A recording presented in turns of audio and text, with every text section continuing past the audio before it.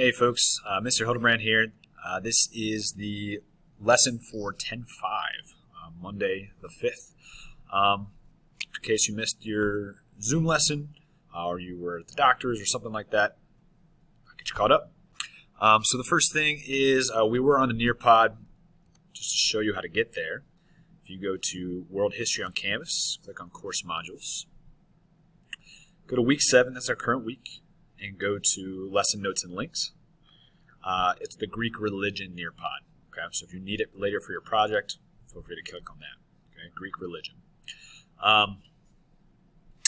So we're on this Nearpod talking about the ancient Greeks. Now, big picture, why we're talking about the ancient Greeks is because a lot of their ideas and inventions and accomplishments are actually still being used today. So that's kind of our goal for this unit, is to figure out the ancient Greeks, what did we borrow from them? Okay, and one of the things we're going to talk about we actually have been talking about the last couple of weeks is mythology, and then also the Greek religion. Now, we do know that the ancient Greeks, they were polytheistic, meaning they had many gods and goddesses. Remember, poly means many. Excuse me. And the Greeks, their religion was very important to them.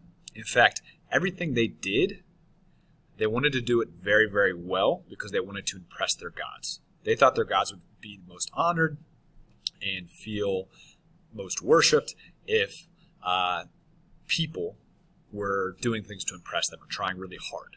So whether it was schoolwork, engineering and building, art, philosophy, sports, it didn't matter what they were doing. They were going to try to do it the best they could because they thought that would please the gods. And that kind of led to an area called the Golden Age of ancient Greece, or also known as the Classical Age of Greece, where Greece is just going to invent some really cool things. They're going to achieve a lot, and they're trying really, really hard to please the gods. Now, there's no name for the ancient Greek religion.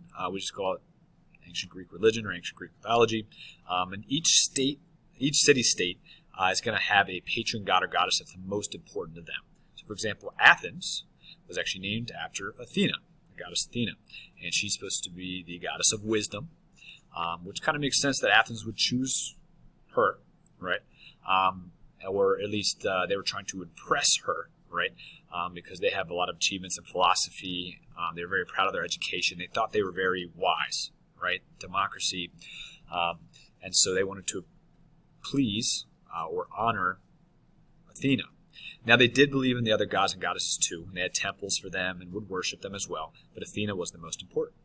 Now, Sparta, on the other hand, they're obsessed with war. We talked about that. And so their patron god was Ares, the god of war. And so they're going to do everything they can to impress Ares, and that includes training for the military. The Greeks, their religious leaders were priests or priestesses. They're just like, you go to church, you might have a pastor or a reverend. You go to a mosque, it might be an imam. You go to a synagogue, you have a rabbi, right? Or you might go to a temple and there'd be a monk. Well, in the ancient Greek world, there were priests and priestesses. Sometimes they served as oracles, who they believed could speak to the gods or interpret signs. Sometimes they would give prophecies, which is kind of like a prediction for what's going to happen in the future. Okay. The most famous one was the Oracle of Delphi. We talked about the Olympians, okay, which was basically the 12 major gods and goddesses of ancient Greece. Now, they had more than 12, but the major ones were called the Olympians. And the ancient Greeks believed that they lived on Mount Olympus, which is a real mountain in modern day Greece. It still exists. And they would build temples to honor their gods. They would have festivals.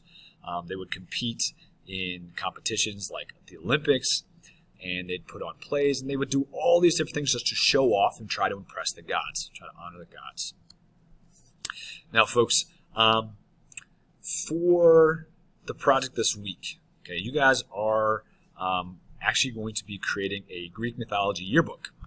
And let me show you real quick where you can find that stuff, and I'll give you kind of a brief overview. Okay. Now, if you go to the assignments page for week 7 assignments page looks just like this. We click on that. And you click on the Greek Mythology Yearbook. Now, when you open it up, a couple things. Yours may not look exactly like mine. First thing is it might say, hey, you need to authorize this app or authorize this website, something like that. Click authorize. I believe it's a blue button. It may be different on your screen. And then it's going to have you log into your Google account. Just log into your school one. Okay, just use your school username, password, log in, and then you might have to click like I give permission or I allow Google to basically use Canvas, right? And that's all fine. So work through that.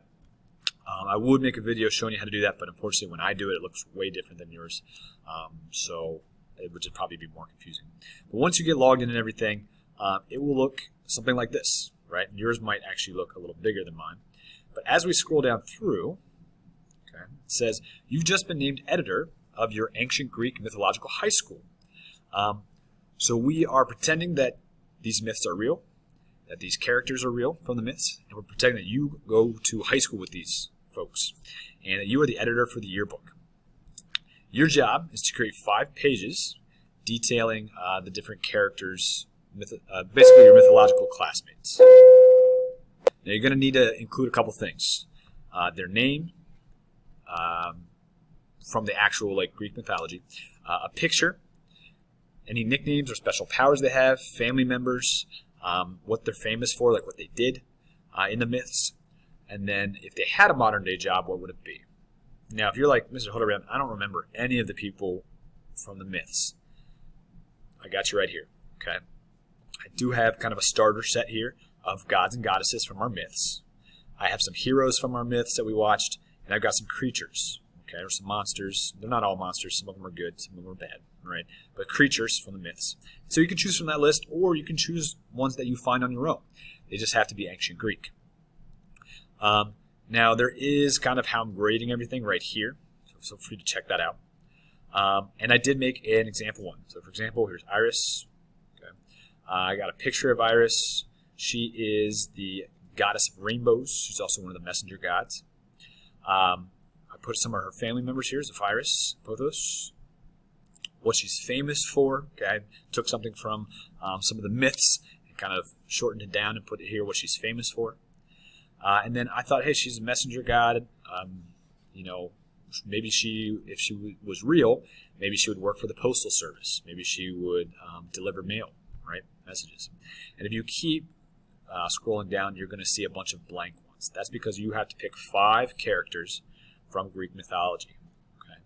Now, if you're like Mr. Hildebrand, I understand what I'm supposed to do, but I don't know anything about these characters. Check this out. Here's a good place to start. If you go back to the Nearpod that we're on, you can find that on the lesson notes and links page. At the very last slide, you can click this. It says click to open web page. You will see that there, if you scroll down, have the Olympians here, right? The 12 major gods and goddesses. And if you click on one, so like for example, let's just click on Hestia. Okay. Boom. There is a picture of her. There is a write-up about some mythology about her. You can find her family members, what she's famous for, special powers, nicknames. There's even a little fact over here on the side, right? And then if you want to pick somebody else, you can just scroll back up to the top, right? You can scroll through them all, or if you drag the whole way to the top, you can then pick again. That's just to get you started. If you want to just go off on your own and Google some Greek mythology and find your own characters, feel free. And then if you wanted to, if you're like Mr. Hildebrand, I don't want to do this on Canvas, I'd rather do it on paper, that's fine. You can do it on paper and either hand it to me, or you can take a picture of it and send it to me. That's fine, as long as you're still following the directions. Okay, so as long as you still go back to Canvas and look at this direction sheet. As long as you have everything that you need, you'll be all set. Folks, if you get lost or stuck or need help, just send me an email. I'd love to help you. All right, folks, have a good one.